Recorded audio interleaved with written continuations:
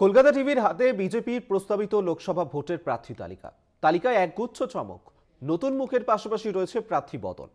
জেতা কেন্দ্রেও সরানো হচ্ছে সাংসদ নেতাদের। লোকসভা ভোটে বাংলায় মাটি শক্ত করতে প্রথম দিন থেকেই ময়দানে বিজেপি। একাধিকবার শাহের বঙ্গ সফরে বল পেয়েছে গেরুয়া শিবির। মঙ্গলবার শাহ দরবারের পর ভোট প্রস্তুতিতে আরও এক ধাপ এগোল রাজ্য বিজেপি। কলকাতা টিভির হাতে বিজেপি প্রস্তাবিত লোকসভা ভোটের প্রার্থী তালিকায় একগুচ্ছ নেতার নাম যেমন রয়েছে, তেমন প্রাধান্য পেয়েছে অনেক অচেনা মুখও। তবে এই তালিকাকে ঘিরেও উঠছে একাধিক প্রশ্ন। প্রার্থী পদে শুভেন্দু অধিকারীর দুই ভাইয়ের নাম প্রস্তাব। তৃণমূলের বিরুদ্ধে বারবার পরিবারতন্ত্রের অভিযোগ শুভেন্দুর।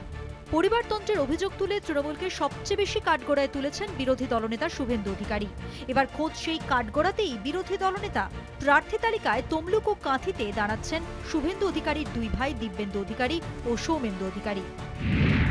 ডায়মন্ড হারবারে অভিষেকের বিরুদ্ধে প্রার্থী দিলীপ ঘোষ।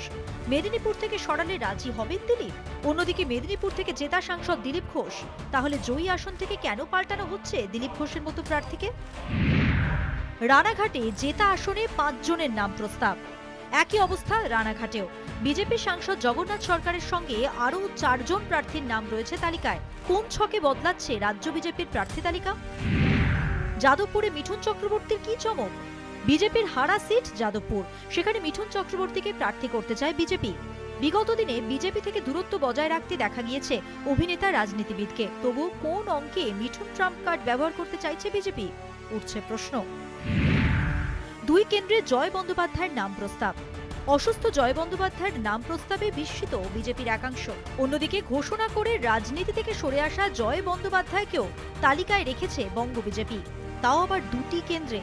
তাহলে কি বিজেপিতে প্রার্থী আকাল? দমদম থেকে সরানো হবে শ্রমিক ভট্টাচার্যকে। সবথেকে গুরুত্বপূর্ণ হচ্ছে একটা প্রার্থীর উইনেবিলিটি, অর্থাৎ তিনি জিতবেন কি জিতবেন না।